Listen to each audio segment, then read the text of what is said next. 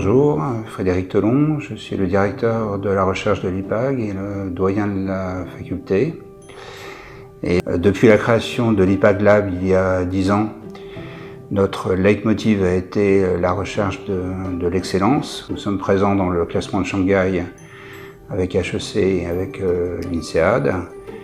C'est aussi l'excellence qui nous permet de recruter les meilleurs enseignants-chercheurs et donc c'est un gage de qualité pour les étudiants. L'important c'est que le résultat de cette recherche ait un impact non seulement sur les méthodes de gestion d'entreprise mais également sur les contenus des enseignements qu'on va dispenser au sein des formations de l'IPAG. Les étudiants de l'IPAG sont sûrs d'avoir en face d'eux des enseignants qui sont à la pointe dans leur domaine, le marketing, la stratégie, la finance.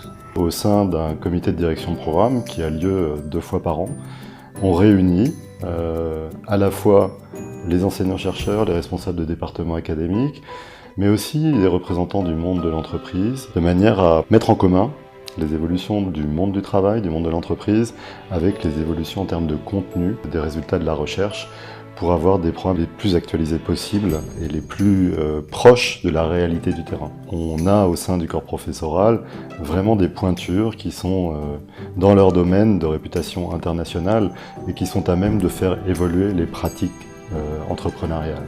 Bonjour, je suis Margée Brunat, je suis professeure de management à l'IPAG Business School, ainsi que directrice de l'éthique, de la RSE et de la recherche sociétale du groupe IPAG, contribuer à la recherche, à une recherche qui sert l'intérêt général, fidèle aux valeurs de l'IPAG, qui est une école inclusive, ouverte, enracinée dans son territoire, enracinée dans la culture française, mais ouverte, poreuse à l'international, poreuse à la diversité et respectueuse de l'altérité.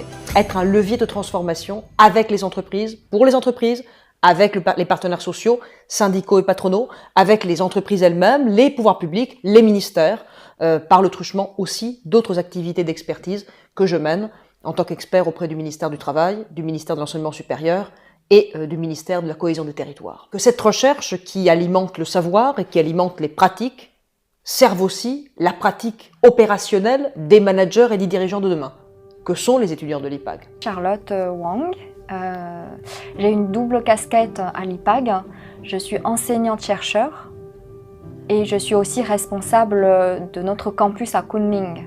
Nous sommes dans une économie mondiale et la place de la Chine est de plus en plus importante. Ce qui est vraiment important pour former nos futurs managers européens, c'est une ouverture d'esprit.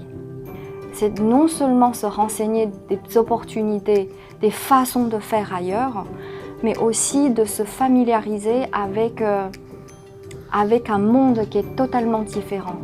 Confucius dit « Choisissez un travail qui vous plaît, vous n'aurez pas un seul jour à travailler ». J'enseigne la géopolitique depuis une vingtaine d'années. Comprendre les cultures est fondamental. On ne peut pas émigrer, aller travailler, être expatrié et voyager tout court dans un endroit si on n'a pas un minimum d'intelligence culturelle.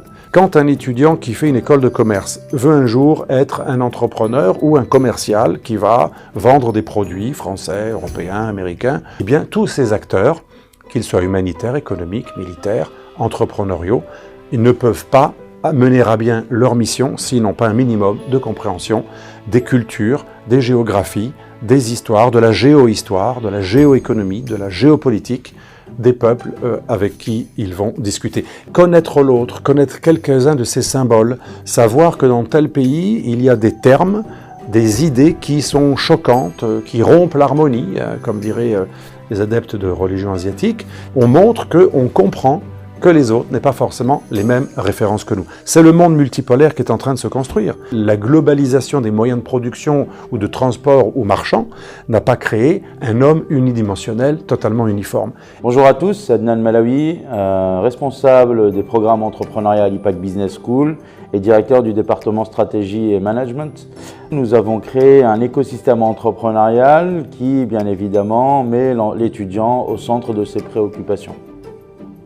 À partir du moment où vous intégrez le cursus entrepreneuriat ou pas, peu importe, vous avez à disposition un incubateur qui vous permet de vous accompagner d'une façon optimale dans votre parcours de création ou de reprise d'entreprise. Comme toute école, l'IPAG est consciente des enjeux numériques et à ce titre, nous avons décidé de mettre en place depuis quelques années, mais encore plus fort pour l'année prochaine, un certain nombre d'innovations et innovations portées autour du digital. Dans le nouveau campus qui ouvrira en 2020, nous aurons une Creative Room et ainsi qu'un certain nombre de classes tournées autour du numérique en lien avec un incubateur sur un espace de plus de 500 mètres carrés et nous disposerons également de 4 salles intelligentes dans ce nouveau bâtiment. Dans le campus de Nice, nous allons également assurer une refonte de certaines classes pour y intégrer beaucoup plus de digital et beaucoup plus de composantes numériques.